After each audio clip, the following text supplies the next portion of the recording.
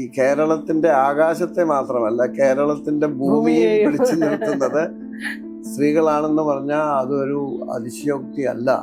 But it's very unfortunate that there is a women minister not able to do, helpless even to listen to the legitimate demands of a whole category of women workers who are critical for the running of our healthcare system. Willful neglect of tax collection efficiency. അത് മാറ്റിയെടുത്തില്ലെങ്കിൽ എപ്പോഴും ഈ കടം ചോദിച്ച് ഇങ്ങനെ നടക്കാം. അതിൻ്റെ പേരിൽ കേന്ദ്രത്തിനെ കുറ്റം പറഞ്ഞുകൊണ്ടിരിക്കാം. ഗവൺമെൻറ് ഓഫ് ഇന്ത്യയും സംസ്ഥാന ഗവൺമെൻറ്റും കൂടി ചെയ്യുന്ന ഈ പരിപാടിക്ക് സംസ്ഥാനം എത്ര കൊടുക്കണം കൊടുക്കരുതെന്ന് ആരും പറയുന്നില്ല. You have the full power to give whatever you want. If you recognize their value of their work, then you can pay more. പക്ഷെ ഇവിടെ വരുമ്പോൾ ഭരിക്കാൻ ഉത്തരവാദപ്പെട്ടവർ ഞങ്ങളാകയാൽ ഞങ്ങൾ അംഗീകരിക്കുന്ന സംഘടനകൾ ഡിമാൻഡ് ഉന്നയിക്കുകയാണെങ്കിൽ അത് പരിഗണിക്കാമെന്നും അല്ലാത്തവർ ചെയ്യുന്നതിൽ അത്ര പ്രാധാന്യം കൊടുക്കേണ്ടതില്ലെന്നും അതിനുള്ള രാഷ്ട്രീയ ശക്തി ഞങ്ങളുടെ കയ്യിലുണ്ടെന്നും എന്നുള്ള ഒരു അറിവിൻ്റെ സന്ദേശമാണ് അവർ തരുന്നത്. So it is very much rooted in the political economy of exercising power in the limited space that you have. അധ്വാനത്തെ ട്രിവൈലൈസ് ചെയ്യുന്ന അതിപ്പോൾ നമ്മുടെ വീടുകളിൽ കണ്ടാറില്ലേ, പണ്ടൊക്കെ ഇപ്പോഴും കുറച്ചൊക്കെ ഉണ്ടാവും. അപ്പോൾ അമ്മമാർ അടുക്കളയിൽ നിന്ന് എത്ര ഉഴച്ചാലും അല്ലെ അമ്മയെ പോയി കെട്ടിപ്പിടിക്കുക, അമ്മ വലുതാണ്, അമ്മയാണ് സ്നേഹം എന്നൊക്കെ പറയും. പക്ഷേ അമ്മ is expected to do everything. 100 കോടി രൂപ മന്ത്രിമാർക്ക് കാറ് വാങ്ങാനായിട്ട് നീക്കി വയ്ക്കുന്നത്, ഇതൊക്കെ ഒരുതരം ഈ vulgar exhibition of your power എന്ന് പറയാറ്. കാരണം ഇങ്ങനെയുള്ള അടിസ്ഥാന പ്രശ്നങ്ങൾ നിൽക്കുമ്പോഴാണ് നിങ്ങൾ ഇത് ചെയ്യുന്നത്. കേരള ഹെൽത്ത് ആർഷ വർക്കേഴ്സ് അസോസിയേഷൻ്റെ ആഭിമുഖ്യത്തിൽ അല്ലെങ്കിൽ അവരുടെ നേതൃത്വത്തിൽ ഒരു വലിയ ഐതിഹാസികം എന്നൊക്കെ വേണമെങ്കിൽ വിശേഷിപ്പിക്കുക. സമീപ കേരളത്തിൻ്റെ ചരിത്രത്തിൽ ഈ തരത്തിലൊരു സമരം നമ്മൾ ഉണ്ടായിട്ടില്ല. സമരങ്ങളെല്ലാം മറന്നു തുടങ്ങിയിട്ടുള്ള ഒരു ചരിത്രമാണ് ഇപ്പോൾ ഈ സമീപകാലത്ത് നമ്മൾ കണ്ടുകൊണ്ടിരിക്കുന്നത്. ആർത്ഥത്തിൽ സ്ത്രീകളുടെ നേതൃത്വത്തിൽ നടക്കുന്ന ഈ ഒരു സമരത്തിന് വലിയ പ്രാധാന്യമുണ്ട്. താങ്കൾ ആ സമരത്തെ അനുകൂലിക്കുകയും സർക്കാർ ഈ സമരത്തോട് കാണിക്കുന്ന സമീപനത്തെ കടുത്ത ഭാഷയിൽ തന്നെ വിമർശിക്കുകയും ചെയ്തിട്ടുള്ള ഒരാളാണ്. ഇതൊരു ട്രേഡ് യൂണിയൻ സമരമാണ്, സ്ത്രീ തൊഴിലാളികളുടെ നേതൃത്വത്തിലുള്ള സമരമാണ്. എന്താണ് ഇതിൻ്റെ ഒരു രാഷ്ട്രീയ പ്രാധാന്യം എന്നാണ് കരുതുന്നത്? ഇതിൻ്റെ രാഷ്ട്രീയ പ്രാധാന്യം എന്താണെന്ന് ചോദിച്ചാൽ, കേരളത്തിലെ സ്ത്രീകൾ അവരുടെ അവകാശങ്ങൾക്ക് വേണ്ടിയിട്ട് മുന്നോട്ട് പലപ്പോഴും വന്നിട്ടുണ്ട്. അതിൻ്റെ ഒരു ലേറ്റസ്റ്റ് എക്സ്പ്രഷനാണിത്.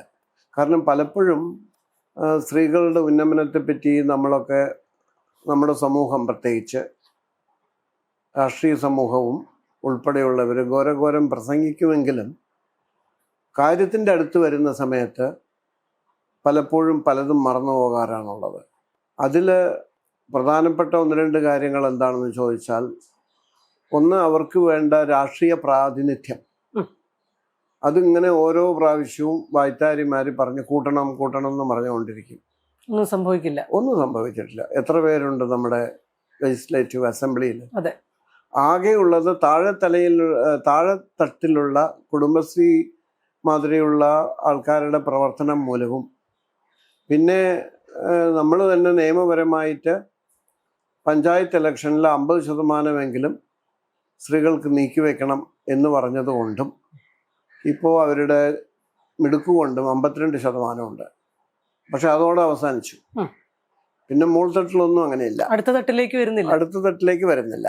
അസംബ്ലിയിൽ വളരെ കുറവാണ്, പാർലമെന്റിലും വളരെ കുറവാണ്. നമ്മുടെ മാത്രമല്ല, രാജ്യത്തിന്റെ മൊത്തം നോക്കിയാൽ 14% സ്ത്രീകള്. നമ്മുടെ പത്രമാധ്യമങ്ങളും മറ്റു എന്താ പറയാ രാഷ്ട്രീയ ഇടത്തിലുള്ള ആൾക്കാരും ഒക്കെ പാകിസ്ഥാനെ പറ്റി പലതും കുറ്റം പറയും. വളരെ പിന്നോക്കമാണ്, അങ്ങനെയാണ്. കുറേയൊക്കെ ശരിയാണ്. പക്ഷെ അവരുടെ പാർലമെന്റിൽ 20% സ്ത്രീകളാണ്. അപ്പൊ അതിൻ്റെ അടുത്ത് എത്താൻ കൂടി നമുക്ക് സാധിച്ചിട്ടില്ല എന്നുള്ളതാണ്. കേരളത്തിലും അത് തന്നെയാണ് സ്ഥിതി. ഡിസിഷൻ മേക്കിംഗ് പൊസിഷനിൽ എത്താൻ അവർക്ക് ചാൻസ് ഉണ്ടെങ്കിലും അർഹതയുണ്ടെങ്കിലും കഴിവുണ്ടെങ്കിലും അതിനുള്ള ഒരു ഓപ്പൺ ഹാർട്ടഡ്നെസ് ദി സൊസൈറ്റി പുരുഷ മേധാവിത്വത്തിൽ ഒളിഞ്ഞും തെളിഞ്ഞുമുള്ള ഈ സംവിധാനം ഒരുങ്ങിയിട്ടില്ല എന്നുള്ളതാണ്. അതിനെ കൂടി നിരന്തരം വെല്ലുവിളിക്കുന്ന തരത്തിലാണ് ഈ പല സമരങ്ങളും. അതിപ്പോൾ നേരത്തെ വെമ്പിള ഒരുമേ പ്ലാന്റേഷൻ വർക്കേഴ്സിൻ്റെ സമരമായാലും അതിലൊരു സ്പെസിഫിക് ഡിമാൻഡുണ്ട്, അവരുടെ വേതനം കൂട്ടണം എന്നുള്ളത്. പക്ഷെ അതൊരു നിമിത്തം മാത്രമാണ്. പക്ഷെ അതിൽ കൂടെ അവർ തെളിയിച്ചത് ഞങ്ങൾക്ക് ഒരുമിച്ച് നിൽക്കാൻ സാധിക്കും, പരമ്പരാഗത ട്രേഡ് യൂണിയനുകൾ ഞങ്ങളെ കാര്യമായി ഇതേവരെ എടുത്തിട്ടില്ല എന്നുള്ളതും കൂടി അതിലൂടെ അവർ വിളിച്ചു പറഞ്ഞതാണ്. ചങ്ങര സമരം, നേഴ്സസിന്റെ സമരം, അപ്പൊ അങ്ങനെ പല തലങ്ങളിലുള്ള ഇരിക്കൽ സമരം, മറ്റേ ടെക്സ്റ്റൈൽ ഷോപ്പിലെ ഇരിക്കാൻ വേണ്ടിയുള്ള ഈ 8 മണിക്കൂറും 10 മണിക്കൂറും നിന്ന് കാല് കടയുന്നവർക്ക് ഇരിക്കാൻ വേണ്ടി സമരം. അപ്പൊ അതൊക്കെ ഓരോ പ്രത്യേക ഡിമാൻഡിൽ ഊന്നിയതാണെങ്കിലും അതിൻ്റെ പിന്നിൽ കാണുന്നത് ഞങ്ങളെ ഒരു എന്താ പറയുക, ഞങ്ങളുടെ അസ്തിത്വത്തെ അംഗീകരിക്കുകയും ഞങ്ങളുടെ തൊഴിലിനെ അംഗീകരിക്കുകയും അതിലുള്ള പ്രയാസങ്ങളെ ദൂരീകരിക്കുകയും ചെയ്യേണ്ടത് ഈ സർക്കാരിൻ്റെയും സമൂഹത്തിൻ്റെയും കടമയാണ് എന്നുള്ള ഒരു ശക്തമായിട്ടുള്ളൊരു സന്ദേശമാണ് ഈ 21ാം നൂറ്റാണ്ടിൽ അവർ ഇപ്പോഴും ഉന്നയിക്കുന്നത്. So I see this that it has a larger significance. ഇതിന്റെ മെസ്സേജ് പല തലങ്ങളിലും പോകുമല്ലോ. അതുകൊണ്ടാണ് ഇപ്പൊ അംഗനവാടി സ്ത്രീകളും ഏകദേശം തത്തുല്യമായിട്ടുള്ള ഡിമാൻഡോടുകൂടി മുന്നോട്ടിറങ്ങി ഉള്ളതാണ്. I think in the long run that will strengthen our democracy. ഈ ട്രേഡ് യൂണിയനുകൾ എല്ലാ രാഷ്ട്രീയ പാർട്ടികൾക്കും ഉണ്ട്, ശക്തമായി തന്നെ ദേശീയ തലത്തിൽ നിലനിൽക്കുന്നതാണ് വ്യവസ്ഥാപിത രാഷ്ട്രീയ പാർട്ടികളുടെ അഫിലിയേറ്റഡ് ആയിട്ടുള്ള സംഘടനകളുടെ. സമാനമായ ആവശ്യങ്ങൾ ദേശീയ തലത്തിൽ അവർ ഉന്നയിക്കുകയും സമരം ചെയ്യുകയും ഒക്കെ ചെയ്തിട്ടുള്ള ചരിത്രവുമുണ്ട്. പക്ഷെ കേരളത്തിലേക്ക് വരുമ്പോ അത് ആകെ തകിടം മറിയുകയാണ്. സമരം കേന്ദ്ര സർക്കാരിനെതിരെ മാത്രമാണ് നടത്തേണ്ടത് എന്ന് ഈ പറയുന്ന CIT-യും INTUC ഒക്കെ പറയുന്നു. ഈ സ്ത്രീകളുടെ സമരത്തെ അവഹേളിക്കുകയും അപഹസിക്കുകയും ഒക്കെ ചെയ്തുകൊണ്ടിരിക്കുന്നു. അതിന്റെ ഒരു ഭരണകൂട രാഷ്ട്രീയം എന്തായിട്ടാ തോന്നിയിട്ടുള്ളത്? അതെ, അതിൽ ഒളിഞ്ഞിരിക്കുന്നത് ഭരണകൂട രാഷ്ട്രീയം തന്നെയാണ്.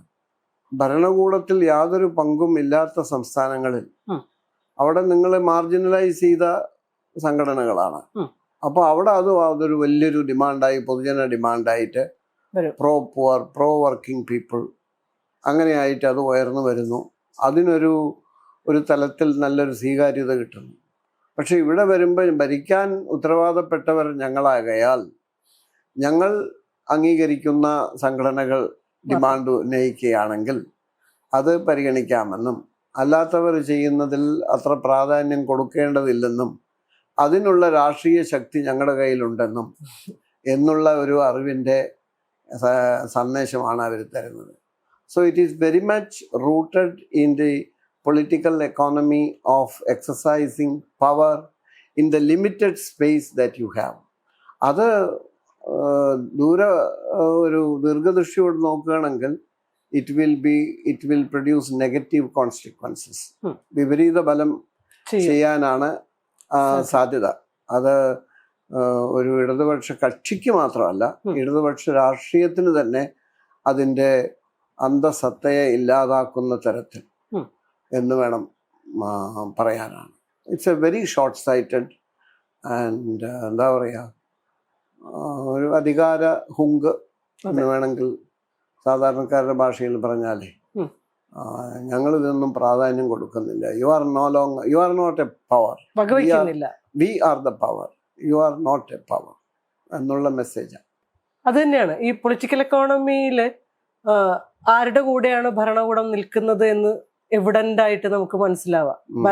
ദേശീയ തലത്തിലൊക്കെ അദാനി കോർപ്പറേഷനെയൊക്കെ ഭയങ്കരമായിട്ട് വിമർശിക്കുന്നു. എല്ലാം മോദി സർക്കാർ അദാനിക്ക് വേണ്ടി തീരെഴുതി കൊടുക്കുന്നു എന്ന് വാദിക്കുന്നവർ ഇവിടെ വിഴിഞ്ഞത്ത് വരുന്ന സമയത്ത് അദാനിക്ക് അനുകൂലമായിട്ട് നിൽക്കുന്നു. കോർപ്പറേറ്റ് കൾച്ചറിനോട് വിരോധമില്ല, ഒന്നിനോടും വിരോധമില്ല, കോംപ്രമൈസ് ചെയ്യുന്നു. പക്ഷെ ഈ ആശാ വർക്കേഴ്സിന്റെ തുച്ഛമായ വേതന വർധനവിന് വരുമ്പോൾ അപ്പൊ ഇതിന്റെ പ്രശ്നം സാർ പറയുന്നത് പോലെ തന്നെ പ്രയോറിറ്റി എന്ന് പറയുന്നതാണ്. സർക്കാർ ആർക്കാണ് പ്രയോറിറ്റി കൊടുക്കുന്നത് എന്നുള്ളത് തന്നെ.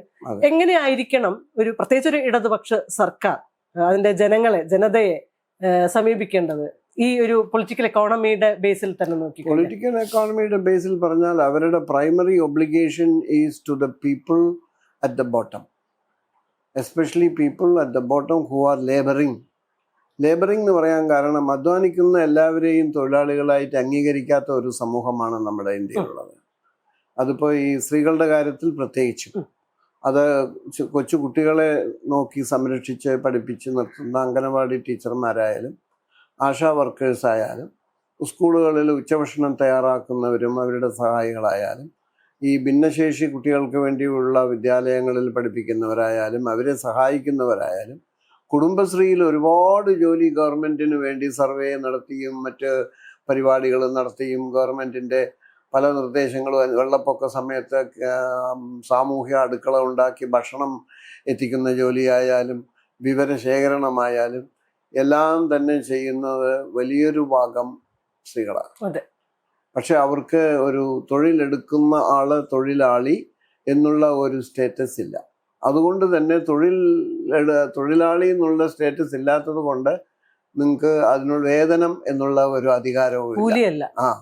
അപ്പോൾ ഇതെല്ലാം ഓണറേറിയം എന്നുള്ള നിലയ്ക്ക് എന്തെങ്കിലുമൊക്കെ ഞങ്ങൾ അറിഞ്ഞു തരുന്നു എന്നുള്ള മട്ടിലുള്ള അതിനെ കുറച്ച് ഇതായിട്ട് കടുത്ത ഭാഷയിൽ പറഞ്ഞിട്ടുണ്ടെങ്കിൽ അതിനെ വളരെ ഒരു മോശമായ രീതിയിൽ ട്രിവിയലൈസ് ചെയ്യുന്ന അധ്വാനത്തെ ട്രിവിയലൈസ് ചെയ്യുന്ന അതിപ്പോൾ നമ്മുടെ വീടുകളിൽ കണ്ടാണല്ലേ പണ്ടൊക്കെ, ഇപ്പോഴും കുറച്ചൊക്കെ ഉണ്ടാവും. അപ്പൊ അമ്മമാരെ അടുക്കളയിൽ നിന്ന് എത്ര ഉഴച്ചാലും അല്ലെ അമ്മയെ പോയി കെട്ടിപ്പിടിക്കുക, അമ്മ വലുതാണ്, അമ്മയാണ് സ്നേഹം എന്നൊക്കെ പറയും. പക്ഷേ അമ്മ is expected to do everything. അത് നമുക്ക് അസുഖം വന്നാലും അല്ലാതെങ്കിലും സമയത്തിന് ആഹാരം കിട്ടിയില്ലെങ്കിൽ പ്ലേറ്റ് എടുത്ത് വലിച്ചെറിയും. അങ്ങനെയുള്ള എല്ലാ കാര്യങ്ങളും ചെയ്യുമ്പോഴും you take them for granted എന്നുള്ള ആ ഒരു മാനസിക ഇതുണ്ടല്ലോ, അത് നമ്മൾ കുറേയൊക്കെ ഇന്റേണലൈസ് കുറേയൊക്കെ മാറിയിട്ടുണ്ട്. പല തരത്തിലും വിധത്തിലും നല്ല കാര്യത്തിലും മാറിയിട്ടുണ്ട്. പക്ഷെ എങ്കിലും ഈ അടിത്തട്ടിൽ അത് ഊറി കിടക്കുന്നത് കൊണ്ട് that has also got stuck in the politics, in the political mind of the society. അപ്പൊ ഇവര് വ്യക്തിപരമായിട്ട് നമ്മൾ രാഷ്ട്രീയ നേതാക്കളോട് സംസാരിച്ചാൽ അവർ വളരെ ജെന്റിൽമാൻ ആയിരിക്കും. അവരുടെ സ്ത്രീകൾ പെരുമാറുന്നതും അവരുടെ സ്ത്രീകളെ പ്രൊട്ടക്ട് ചെയ്യുന്നതും അവരുടെ സ്ത്രീകളെ, നമ്മുടെ സ്ത്രീകളെ എന്നുള്ള അതിന്റെ ആ വൃത്തത്തെ അങ്ങ് കംപ്ലീറ്റ് ജനറലൈസ് ചെയ്യാൻ പറ്റുന്നില്ല. പക്ഷെ ഒരു തീരുമാനം എടുക്കുന്ന സമയത്ത് അവിടെ അത് വരുന്നില്ല. സ്ത്രീകളുടെ ഒരു they are equal to us. അതുകൊണ്ടാണ് ഞാൻ എപ്പോഴും എൻ്റെ ഫ്രണ്ട്സിനോടും അന്നും പറഞ്ഞത്, മാവോ ഇപ്പം നമ്മൾ ചൈനയുമായിട്ട് നമുക്ക് അതിർത്തി പ്രശ്നം ഉള്ളത് കൊണ്ടെന്ന് പറഞ്ഞിട്ട് അവിടെ നിന്നൊന്നും പഠിക്കാനില്ല എന്നൊന്നും ഇല്ലല്ലോ. We don't have to take that kind of a narrow view of society. പക്ഷേ ഒരുപാട് ചൈനയിൽ നിന്ന് പഠിക്കാനുണ്ട്, പ്രത്യേകിച്ച് അവിടെ വന്ന സ്ത്രീകളുടെ മാറ്റങ്ങളുടെ ഇടയിൽ. അതുകൊണ്ടാണ് മാവോ പറഞ്ഞത് the women hold half the sky എന്ന് പറഞ്ഞ ഈ എല്ലാം ഇങ്ങനെ പാരബിൾസ് ആയിട്ടാണ് ചൈനയിൽ അവർ പറയാ. Feel the stone while crossing the river, cautious ആയിട്ട് പോണം എന്നതെന്ന് സാവോപ്പിങ്ങിന്റെ. അപ്പൊ അങ്ങനെയുള്ള ഇതുകൂടുണ്ട് എന്ന് പറഞ്ഞാൽ അവിടുത്തെ പുരുഷ കേസരികളെ ഒന്ന് പിടിച്ചു കുലുക്കാൻ വേണ്ടി പറഞ്ഞതാണ്. അതിന്റെ ഫലമായിട്ട് ചൈനയിൽ 49 ശേഷം വന്നിട്ടുള്ള മാറ്റങ്ങൾ വളരെ വലിയ മാറ്റങ്ങളാണ്. ഇപ്പോഴും പ്രശ്നങ്ങളുണ്ട്, പ്രശ്നങ്ങളില്ലാതില്ല, and it will continue to so. But there is a big difference നമ്മളും അവരും തമ്മിൽ. തൊഴിൽ പങ്കാളിത്തത്തിൽ 62% അഡൽട്ട് സ്ത്രീകളും പ്രായപൂർത്തിയായ സ്ത്രീകളും തൊഴിലെടുക്കുകയും ആ തൊഴിലിൽ നിന്ന് വേതനം കിട്ടുകയും ചെയ്യുന്നവരാണ്. നമുക്കതിൻ്റെ പകുതി കൂടിയില്ല. ആ പകുതി ഉള്ളതിൽ തന്നെ നമ്മുടെ രാജ്യത്ത്, കേരളത്തിൽ ഉൾപ്പെടെയുള്ള രാജ്യത്ത് അൺപെയ്ഡ് ഫാമിലി ലേബർ എന്നുള്ളൊരു കാറ്റഗറി ഉണ്ട്. അതിൽ ഇപ്പോൾ ഭർത്താവ് ചായക്കട നടത്തുകയാണെങ്കിൽ ഭാര്യയായിരിക്കും അതിലത്തെ പലഹാരങ്ങളും ചായ ഒക്കെ ഉണ്ടാക്കുന്നത്, കൂലി കൊടുക്കണ്ട. അപ്പോൾ സർവേ സമയത്ത് ഞാനും എൻ്റെ ഭാര്യയും നടത്തുന്നു പറയും, പക്ഷെ ഇൻകം വരുന്നത് ഭർത്താവിനാണ്. So she is classified as unpaid family labour. അതിപ്പോൾ കൃഷിയുടെ കാര്യത്തിലായാലും മറ്റ് എന്ത് സംരംഭങ്ങളുടെ കാര്യത്തിലായാലും. അപ്പം അങ്ങനെ ഒരു വിഭാഗമാണ് നമ്മുടെ ഈ സർവേയിൽ കൂടെ ഈ തൊഴിൽ പങ്കാളിത്തം സ്ത്രീകളുടെ കുറഞ്ഞതാണെന്ന് പറയുമ്പോഴും യഥാർത്ഥത്തിൽ വേതനത്തിന്റെ മാനദണ്ഡം വെച്ച് നോക്കിയാൽ അതിലും കുറഞ്ഞതാണ്. ഒരു 18%, 17-18% വരുന്നു. ബാക്കി 10-12% എന്ന് പറയുന്നത് വേതനമില്ല, കൂലിയില്ല, വേലയാണ് കൂടുതലായിട്ടും എന്നുള്ളതാണ്. ഈ സമരത്തിൽ നോക്കുമ്പോഴും അത് തന്നെയാണ് നമുക്ക് കാണാൻ പറ്റുക. അതായത് കുടുംബത്തിലെ ജോലികൾക്ക് സമാനമായ തരത്തിലുള്ള തൊഴിലുകൾ ചെയ്യുന്ന ഇതിന്റെ ഒരു പാട്രിയാർക്കൽ മനോഭാവം ഉണ്ടല്ലോ. ഇപ്പൊ നമ്മുടെ അല്ല, ആരോഗ്യമന്ത്രി നേരിട്ട് വരെയായിട്ട് ഇടപെടുന്ന ആളാണ്, അവരൊരു സ്ത്രീയുമാണ്. പക്ഷേ ഒട്ടും എമ്പത്തറ്റിക് അല്ലാത്ത രീതിയിലാണ് ഈ തൊഴിൽ സമൂഹത്തെ നമ്മുടെ ഭരണകൂട വക്താവായ ഒരു സ്ത്രീ മന്ത്രി തന്നെ കാണുന്നത്. എന്തുകൊണ്ടാണ് ഈ ഒരു വിടവ് സംഭവിക്കുന്നത്? ക്ലാസ് ഡിഫറൻസ് ആണോ അതിന്റെ കാരണമായിട്ട് തോന്നുന്നത്? അത് ക്ലാസ് ഡിഫറൻസ് ആണെന്ന് എനിക്ക് തോന്നുന്നില്ല. അപ്പൊ വ്യക്തിപരമായിട്ട് അവർ നല്ലൊരു സ്ത്രീ ആയിരിക്കാം, മാന്യമായിട്ടുള്ളൊരു സ്ത്രീ ആയിരിക്കാം, അവർക്ക് വിദ്യാഭ്യാസമുണ്ട്, എമ്പതി ഇല്ലാതിരിക്കാൻ കാരണമില്ല. But she's part of the power system. അപ്പോൾ ഒരു പവർ സിസ്റ്റത്തിന്റെ ഭാഗമായി നിങ്ങൾ നിൽക്കുമ്പോൾ നിങ്ങൾ എങ്ങനെ പെരുമാറണം, നിങ്ങൾക്ക് ഏത് അറ്റം വരെ പോകാം എന്നുള്ളതിനൊരു സെൽഫ് ലിമിറ്റേഷൻ ഉണ്ട്. അപ്പോൾ ആ വൃത്തത്തിൽ നിന്ന് മാത്രമേ അവർക്ക് മോളിൽ നിന്ന് അതിന് ആവാം, കുറച്ചുകൂടി അയഞ്ഞ നിലപാടാവാം എന്നുള്ളൊരു സിഗ്നൽ കിട്ടുകയാണെങ്കിൽ I am sure she will become much more friendly. But it's very unfortunate that there is a women minister not able to do, helpless, even to listen to the legitimate demands of a whole category of women workers who are critical for the running of our healthcare system. അപ്പോൾ ഒരു സമൂഹത്തിൻ്റെ സുരക്ഷിതത്വത്തിനെ ഉറപ്പിക്കാൻ വേണ്ടുന്ന ഒരു വിഭാഗമാണ് അംഗനവാടി വിഭാഗം, ചെറിയ കുട്ടികളെ നോക്കുന്ന വേറൊരു വിഭാഗം, ഉച്ചയൂണ് കുട്ടികൾക്ക് കൊടുക്കുന്ന വേറൊരു സ്ത്രീകളുടെ വിഭാഗം. ആശുപത്രികളിൽ ഇപ്പം മെജോറിറ്റി ഡോക്ടേഴ്സും പാരാമെഡിക്കൽ സ്റ്റാഫും സ്ത്രീകളാണ്. അവർ ചെയ്യുന്ന ഉന്നത തലത്തിലുള്ള ആരോഗ്യ സംവിധാനത്തിൻ്റെ നിലനിൽപ്പ്. സ്കൂളുകളിൽ ഇന്ന് 2 വിഭാഗം സ്ത്രീകളാണ് ടീച്ചർമാർ. അവിടെ ഇപ്പോൾ കോളേജുകളിലും പിന്നെ നമ്മുടെ സർവകലാശാലകളിലും കോളേജുകളിലും വിദ്യാർത്ഥികളായിട്ടുള്ളവരിൽ 65-70% സ്ത്രീകളാണ്. അപ്പോൾ ഒരു തരത്തിൽ പറഞ്ഞാൽ ഈ കേരളത്തിന്റെ ആകാശത്തെ മാത്രമല്ല, കേരളത്തിന്റെ ഭൂമിയെ പിടിച്ചു നിർത്തുന്നത് സ്ത്രീകളാണെന്ന് പറഞ്ഞാൽ അതൊരു അതിശയോക്തി അല്ല. പിന്നെ അക്ഷരാർത്ഥത്തിൽ തന്നെ കുറെ ചെറുപ്പക്കാർ ഇവിടുന്ന് നാട് വിട്ടുപോയി. അവർക്ക് ഇവിടെ നിന്ന് കഴിഞ്ഞാൽ കാര്യമായിട്ട് ഒന്നും സമ്പാദിക്കാൻ സാധിക്കില്ല എന്നുള്ളതിൻ്റെ തിരിച്ചറിവ് ഒരുപാട് കാലമായിട്ട് കിട്ടിയതാണ്. അപ്പോൾ അവർ പുതിയ ഇടങ്ങൾ തേടി പോകുന്നു. അവരെ പോലെ പുതിയ ഇടങ്ങൾ തേടി പോകാനുള്ള വ്യക്തി സ്വാതന്ത്ര്യം സ്ത്രീകളിൽ ഭൂരിപക്ഷത്തിനുമില്ല.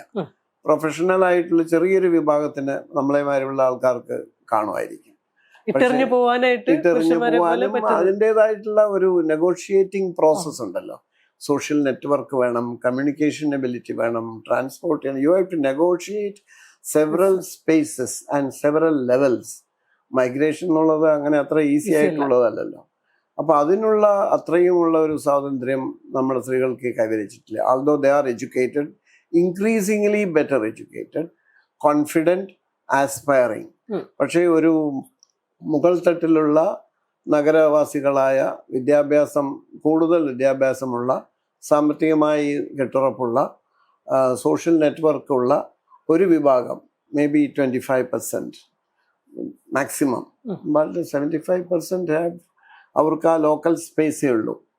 ഈ ജോലിക്കായിട്ടും ഉപജീവനത്തിനായിട്ടും മറ്റ് ഇന്ററാക്ഷൻ, വിവാഹത്തിന് പോലും അവരുടെ വെരി ലിമിറ്റഡ് സ്പേസിലാണ് അവരുടെ എല്ലാത്തരം ജീവിത മാർഗങ്ങളും. ഇത്തരം തൊഴിലുകൾ തിരഞ്ഞെടുക്കുന്നത് പോലും വീട്ടിൽ വരവും വേണം, വീട്ടിലെ കാര്യങ്ങളും നോക്കണം. അമ്മയോ അച്ഛനോ വയസ്സായിട്ടുണ്ടെങ്കിൽ അവരെ നോക്കണം, ചെറിയ കുട്ടികളുണ്ടെങ്കിൽ അവരെ നോക്കണം. അതേ സമയത്ത് ആശാ വർക്കറായിട്ടോ അല്ലെങ്കിൽ അംഗനവാടി വർക്കറായിട്ടോ അല്ലെങ്കിൽ മറ്റു തരത്തിലുള്ള സമയം കിട്ടുകയാണെങ്കിൽ വർക്കറായ കുടുംബശ്രീ പ്രവർത്തകയായിട്ടോ ഒക്കെ പുറത്തു പോവുകയും വേണം. കാരണം അതിൽ നിന്ന് അവർക്ക് ശമ്പളം അല്ലാതെ തന്നെ വേറെ ഒരുപാട് ഈ സോഷ്യൽ സ്പേസ് കിട്ടുന്നുണ്ട്. That also they value. ഞാനും എൻ്റെ ഒരു സഹപ്രവർത്തനം കൂടി നടത്തിയ കുടുംബശ്രീയെ കുറിച്ചുള്ളൊരു വളരെ വിപുലമായിട്ടുള്ളൊരു സ്റ്റഡിയിൽ സാമ്പത്തികമായിട്ട് മെച്ചപ്പെട്ടവർ എന്ന് പറയുന്നത് അവിടെ അതിലൊരു ലിമിറ്റഡ് 10-15% ആകെ ഉള്ളൂ. ഈ 42 ലക്ഷം കുടുംബശ്രീകൾ ഉള്ളതിന് അത്രയ്ക്കുള്ള പദ്ധതികളെ അവരുടെ കയ്യിലുള്ളൂ.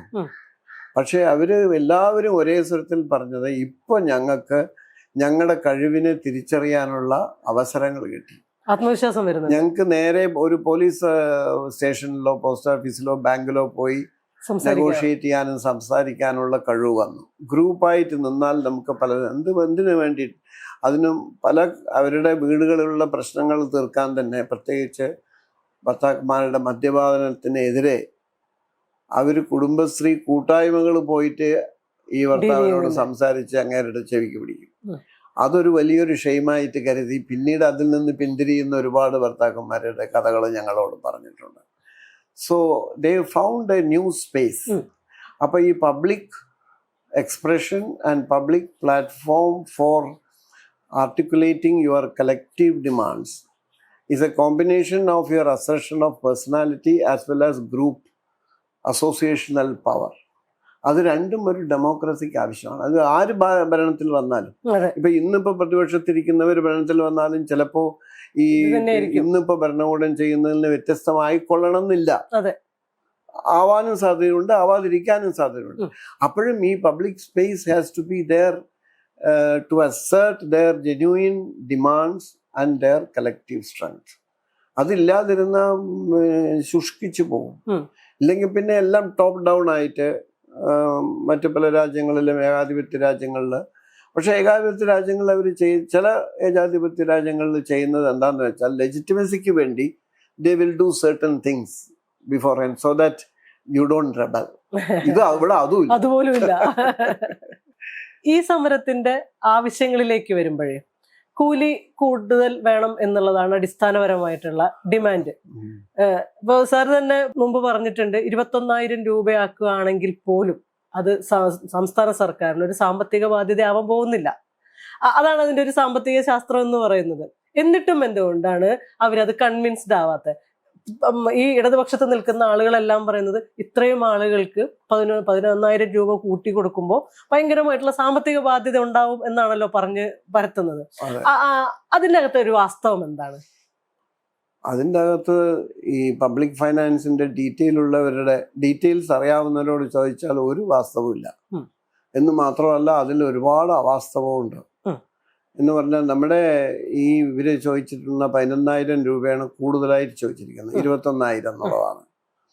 അത് ഈ 26,000 സ്ത്രീകൾക്ക് കൊടുക്കണമെങ്കിൽ 400 കോടി ഉറുപ്പ്യ വേണം, 396 കോടി ഉറുപ്പ്യ വേണം ഒരു വർഷം.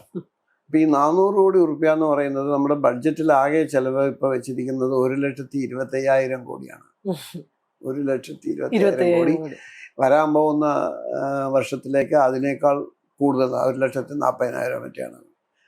അപ്പോൾ ഇത്രയും വലിയൊരു ബഡ്ജറ്റിൽ ഈ 400 കോടി പറഞ്ഞാൽ അത്ര വലിയൊരു സംഖ്യയൊന്നുമല്ല. അതിന് ഞാൻ ചൂണ്ടിക്കാണുന്നത് എന്താണെന്ന് വെച്ചാൽ ഗവൺമെന്റിന് പിരിക്കേണ്ട നികുതി മറ്റ് വരുമാനവും ചുരുക്കത്തിൽ നികുതി എന്ന് പറയാം, പിരിക്കേണ്ട നികുതി പിരിച്ചെടുക്കാനായിട്ട് യാതൊരു ഉത്സാഹവുമില്ല. അതൊരു പക്ഷേ ഈ പങ്കുപറ്റ് സംസ്കാരത്തിന്റെ ഭാഗമായിട്ട് അടിഞ്ഞുകൂടി നിൽക്കുന്നത് കൊണ്ട്, ഷെയറിംഗ് ആണല്ലോ, അതുകൊണ്ട് മറ്റു പാർട്ടികൾക്കും അതൊരു ഇഷ്യൂ ആയിട്ട് ഇതേവരെ തോന്നിയിട്ടില്ല. ഇടയ്ക്ക് വല്ലതൊക്കെ പറയുമെങ്കിൽ കൂടിയിട്ട്. അപ്പൊ ഞാൻ നോക്കി ചുരുങ്ങിയത് ഇപ്പോൾ മിസ്റ്റർ ബാലഗോപാൽ ധനമന്ത്രി ആയ ശേഷം 21-22 അതോ 20-21 അല്ല 21 ശേഷമാണല്ലോ വന്നത്. 21-22 കേരളത്തിലെ സംസ്ഥാനത്തിന്റെ വരുമാനത്തിന്റെ 8.5%, അതായത് ഓരോ 100 രൂപയ്ക്കും 8.5 റുപ്പീസ് അദ്ദേഹം റവന്യൂ ആയിട്ട് പിരിച്ചു. പിറ്റത്തെ കൊല്ലമായപ്പോൾ അത് 7.9 പിന്നെ ഇക്കൊല്ലം അത് വന്നപ്പോൾ 7.8 അപ്പൊ ഇത് എവിടെ പോയി? ഇവര് പറയുന്നത് എപ്പോഴും അബ്സല്യൂട്ട് നമ്പറിലാണ് ഈ നികുതി വർദ്ധിച്ചു എന്ന് പറയുന്നത്. പക്ഷെ അതിന്റെ ഡിനോമിനേറ്ററിനെ പറയുന്നില്ല. അതായത് സംസ്ഥാന വരുമാനത്തിൽ നിന്നാണല്ലോ ഈ നികുതി വരുന്നത്. അതും എക്സ്പാൻഡ് ചെയ്തുകൊണ്ടിരിക്കുകയാണ്. ഇത് 9% കൂടിയപ്പോൾ താഴെയുള്ളത് 12% കൂടിയത്. So that is why this ratio has come down. അദ്ദേഹം തന്നെ പിരിച്ച 2 കൊല്ലം മുമ്പ് പിരിച്ച 8.5% പിരിച്ചിരുന്നുവെങ്കിൽ ഈ വർഷം 9,000 കോടി രൂപ അധികമായി കിട്ടുമായിരുന്നു. അതിന് പ്രധാന കാരണം എന്ന് പറഞ്ഞാൽ കേരളത്തിന്റെ സമ്പദ്ഘടന വളർന്നുകൊണ്ടിരിക്കുകയാണ്. അപ്പൊ അതിന്റെ ശതമാന കണക്കിൽ നോക്കും, 1% കൂടുതൽ പിരിച്ചാൽ ഇന്നത്തെ അവസ്ഥയിൽ 12.5 ലക്ഷം കോടി രൂപയാണ് നമ്മുടെ സ്റ്റേറ്റ് ഇൻകം. 12,000 കോടി രൂപയാണ് നമുക്ക് കിട്ടുന്നത്. അപ്പോൾ എൻ്റെ ഗവേഷണത്തിന്റെ ഭാഗമായിട്ട് ഞാൻ 60 കൊല്ലത്തെ കേരളത്തിന്റെ എക്സ്പീരിയൻസ് പബ്ലിക് ഫൈനാൻസിൽ നോക്കിയ സമയത്ത് നമ്മൾ ഏറ്റവും കൂടുതൽ ഈ ടാക്സ് ടു ഇൻകം റേഷ്യോ എന്ന് പറഞ്ഞ് 75 മുതൽ 85 വരെയുള്ള കാലഘട്ടത്തിലാണ്. അന്ന് ഇന്ന് കാണുന്ന പല ടാക്സബിൾ കമ്മോഡിറ്റീസ് ഒന്നും ഇല്ലായിരുന്നു. മൊബൈൽ ഫോൺ എന്ന് പറയുന്ന പേര് തന്നെ ഇല്ല. ഇന്നിപ്പോൾ മൊബൈൽ ഫോൺ, അതിൻ്റെ പല ഗാഡ്ജറ്റ്സ്, മ്യൂസിക്കൽ ഇൻസ്ട്രുമെൻറ്റ്സ്, പലതരം ക്യാമറകൾ, ഫ്രിഡ്ജ് ഇന്ന് സാധാരണ ഒരു ആൾമോസ്റ്റ് നെസസറി വസ്തുവായിട്ട് മാറിയിട്ടുണ്ട്. 74% വീടുകളിൽ ഫ്രിഡ്ജുണ്ട് കേരളത്തിൽ. അതുമാതിരി വാഷിംഗ് മെഷീൻ, AC, മറ്റ് കിച്ചൺ ഉപകരണങ്ങൾ, വാഹനങ്ങൾ, ഇതൊന്നും ഇല്ലാതിരുന്ന കാലത്താണ് ഈ റേഷ്യോ 10 മുതൽ 12 രൂപ വരെ. എന്തിനാ ഐസക്കിന്റെ കാലത്ത് കൂടി ഈ കോവിഡ് ഇത് മാറ്റി നിർത്തിയാൽ 9 രൂപ വിരിച്ചിട്ടുണ്ട്. 9%. ഇത് 9% പോയി, 8.5 പോയി, 8 പോയി, ഇപ്പോൾ 7.25. അതിന്റെ കാരണം എന്താ? അതിന്റെ കാരണം heavy evasion, wide spread evasion of taxes. നികുതി, വ്യാപകമായ നികുതി വെട്ടിപ്പ് സ്വകാര്യ മേഖലയിൽ നടക്കുന്നു എന്നുള്ളതാണ്. എന്തുകൊണ്ട് സ്വകാര്യ മേഖലയിൽ മാത്രം എന്ന് ചോദിച്ചാൽ, പൊതുമേഖലയിൽ വെട്ടിക്കാനുള്ള വകുപ്പില്ല. കണക്ക് കാണിക്കണമല്ലോ. അപ്പൊ ഒന്നുകിൽ അത് കൊടുക്കണം, ഇല്ലെങ്കിൽ അത് കൊടുക്കാൻ പറ്റില്ലെങ്കിൽ അരിയേഴ്സ് ആയിട്ട് നിൽക്കും. കണക്കിലുണ്ടാവും. ഈ അരിയേഴ്സ് എന്ന് പറയുന്നത് കൂടുതലും ഈ നമ്മുടെ ഇലക്ട്രിസിറ്റി ബോർഡും വാട്ടർ വർക്ക്സും KSRTC നികുതി കൊടുക്കുന്നതിന്റെ അരിയേഴ്സാണ് ഏറ്റവും കൂടുതൽ അരിയേഴ്സ്. പക്ഷെ അത് കണക്കുണ്ട്. മറ്റത് നികുതി വെട്ടിച്ചു കഴിഞ്ഞാൽ കണക്കില്ലല്ലോ. ഇപ്പൊ പകുതിയോളം സ്ഥാപനങ്ങൾ, ബിസിനസ്, വ്യാപാരം, മറ്റുള്ള സ്ഥാപനങ്ങൾ ബില്ലില്ലാതെ കച്ചവടം ചെയ്യുന്നു എന്നാണ് അവരുടെ തന്നെ ഒരു സർവേയിൽ കണ്ടെത്തിയത്, വിജിലൻസ് ഡിപ്പാർട്ട്മെന്റ്. അതിനെന്ത് ഫോളോ അപ്പ് എടുത്തു എന്നറിയില്ല. അപ്പോൾ ഈ പൈസ ഇല്ലാത്തത് കൊണ്ടാണ് എന്നുള്ളത് ശുദ്ധ അസംബന്ധമാണ്. പൈസ പിരിക്കേണ്ട പൈസ പിരിക്കാൻ തയ്യാറില്ലാത്ത ഒരു രാഷ്ട്രീയമാണ് നമ്മുടെ. അപ്പം മറ്റു സംസ്ഥാനങ്ങളിലും അല്ലേ അതുമാതിരി അല്ലേ എന്ന് പറയാം. ശരിയാണ്. പക്ഷെ മറ്റു സംസ്ഥാനങ്ങൾ നിങ്ങളെ മാതിരി പുരോഗമനമാണെന്ന് പറഞ്ഞ് അവകാശം കൊണ്ടുവരുന്നില്ല. വിദ്യാഭ്യാസത്തിലും ആരോഗ്യത്തിലും സ്ത്രീ സമത്വത്തിലും കേരളത്തിൻ്റെ ഉന്നതമായിട്ടുള്ള നേട്ടങ്ങൾ, ഞങ്ങൾ വളരെ മുന്നിലാണ്, ഞങ്ങളാണ് ഇവിടുത്തെ മുന്നണി പലയാളികൾ വികസനത്തിൻ്റെ എന്നൊന്നും അവർ പറയുന്നില്ല. So they accept their low status in both affairs. പക്ഷെ നമുക്ക് ഒരു ഭാഗം വരുമ്പോൾ ഞങ്ങൾ വലിയ ആൾക്കാരും മറ്റേ ഭാഗം ഒന്നും പറയാണ്ടിരിക്കും. അതുപോലെ തന്നെയാണ് the burden of net loss in public sector. ഇപ്പോൾ ഇന്നത്തെ പത്രത്തിൽ കണ്ടു, CAG-യുടെ പുതിയ റിപ്പോർട്ട് വന്നതിന് ശേഷം ഈ 131 പബ്ലിക് സെക്ടറിൽ 77 നഷ്ടത്തിലാണ്. ആ നഷ്ടത്തിൻ്റെ ഭാരമാണ് ഈ ലാഭം ഉണ്ടാക്കുന്നതിനേക്കാൾ എത്രയോ കൂടുതൽ. അപ്പോൾ അതിൽ പറഞ്ഞിരിക്കുന്ന 44 പൊളിഞ്ഞ് പാളീസായ നിലയിലാണ്. പക്ഷെ ഇപ്പോഴും അതിനെ നിലനിർത്തിക്കൊണ്ട് വരുന്നു. അതിൻ്റെ അർത്ഥം എന്താണ്?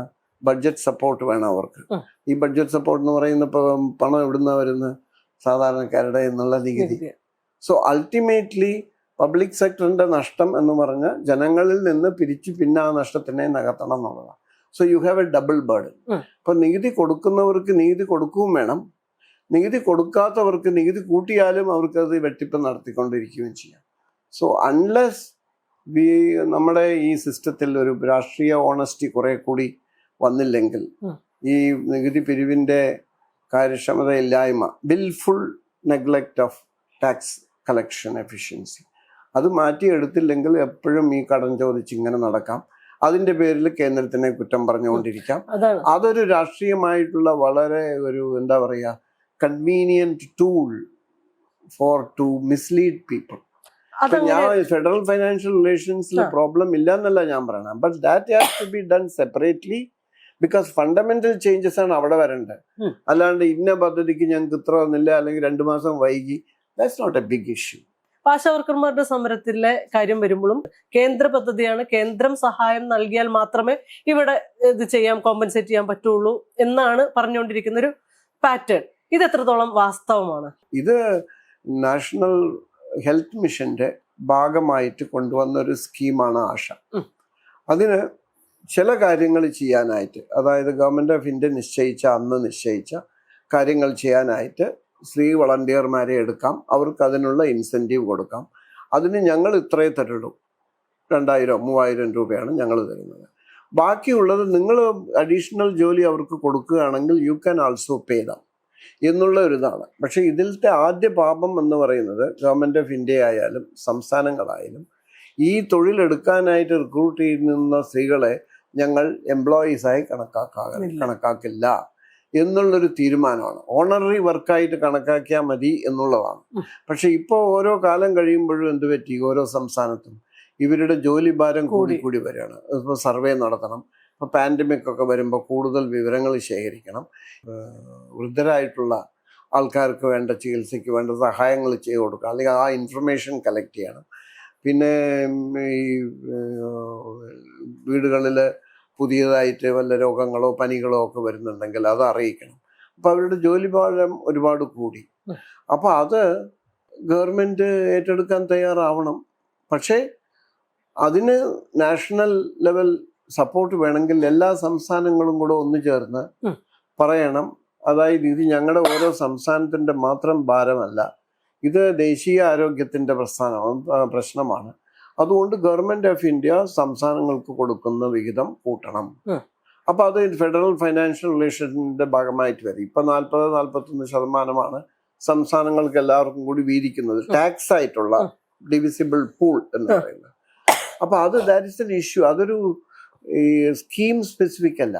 പിന്നെ രണ്ടാമത്തെ കാര്യം, ഇത് പിന്നെ ഗവൺമെന്റ് ഓഫ് ഇന്ത്യയും സംസ്ഥാന ഗവൺമെന്റും കൂടി ചെയ്യുന്ന ഈ പരിപാടിക്ക് സംസ്ഥാനം എത്ര കൊടുക്കണം കൊടുക്കരുത് എന്നൊന്നും ആരും പറയുന്നില്ല. You have the full power to give whatever you want. If you recognise their value of their work then you can pay more. കേന്ദ്ര ഗവൺമെന്റിനോട് ചോദിച്ചിട്ടാണോ PSC മെമ്പർമാർക്ക് ശമ്പളം കൂട്ടി കൊടുക്കുന്നത്? അല്ല, അവരുടെ സ്വമേധയാണ് കൊടുക്കുന്നത്. 2 ലക്ഷം 2.5 ലക്ഷം ഉള്ളവർക്ക് 3.5 ലക്ഷം ആക്കി കൊടുക്കുന്നു. അതിനപ്പോ കേന്ദ്രത്തിനെ ഒന്നും പറയുന്നില്ല. 2.5 കോടി രൂപ ഒരു വർഷം അതിനു വേണ്ടി ചെലവാക്കണം. ഇതും അങ്ങനെ തന്നെ പ്രശ്നമില്ല. ഈ 7,000 രൂപ കൂട്ടി കൊടുത്തതും അതെ, ഈ 7,000 രൂപ വരെ 1,000, 2,000, 3,000, 4,000 അങ്ങനെ എല്ലാം ശരിക്കും പറഞ്ഞ ഒരു ഇൻഫ്ലേഷൻ അഡ്ജസ്റ്റ്മെന്റേ ആവുന്നുള്ളൂ. യഥാർത്ഥ ഇൻക്രീസ് ഒന്നും ആവുന്നില്ല. അതൊക്കെ കണ്ണിൽ പെടുന്നു. പക്ഷെ എങ്കിലും അത് ചെയ്തു.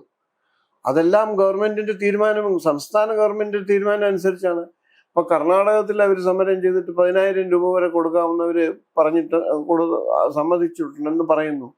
അതപ്പോൾ അവരുടെ സാഹചര്യം അനുസരിച്ച് അവർ തീരുമാനം എടുക്കുന്നു. അതുപോലെ തന്നെ ഇപ്പൊ നമ്മുടെ എല്ലാ 5 വർഷം കൂടുമ്പോഴും സംസ്ഥാന ശമ്പള കമ്മീഷൻ വെക്കുന്നു. കേന്ദ്രം പറഞ്ഞിട്ടാണ് വെക്കുന്നത്. കേന്ദ്രത്തിൽ 10 വർഷത്തിൽ ഒരിക്കലേ ഉള്ളൂ. അപ്പൊ അതിനെന്താ കേന്ദ്രത്തോട് ചോദിക്കാത്ത? അപ്പൊ ചില കാര്യം ഈ കേന്ദ്രാവിഷ്കൃത പദ്ധതിയാണെന്ന് പറഞ്ഞിട്ടാണല്ലോ ഇത് ചെയ്യുന്നത്. കേന്ദ്ര ആവിഷ്കൃത പദ്ധതിയാണ്, പക്ഷെ അത്യാവശ്യമാണ് നമുക്കും സംസ്ഥാനങ്ങൾക്കും എല്ലാവർക്കും. കാരണം എന്താണെന്ന് ചോദിച്ചാൽ, ഇന്ത്യയെ പോലുള്ള രാജ്യത്ത് എല്ലാ സംസ്ഥാനങ്ങളും വേണ്ട കാര്യങ്ങൾ ഒരേ സമയത്ത് ചെയ്യുന്നില്ല എന്ന് കണ്ടതിന്റെ അടിസ്ഥാനത്തിലാണ് തമിഴ്നാടും കേരളവും ഹിമാചൽ പ്രദേശും പഞ്ചാബും ഹരിയാനയും ഒക്കെ ആരോഗ്യത്തിന്റെ കാര്യത്തിൽ കുറച്ച് കൂടുതൽ ശ്രദ്ധിക്കുന്നു.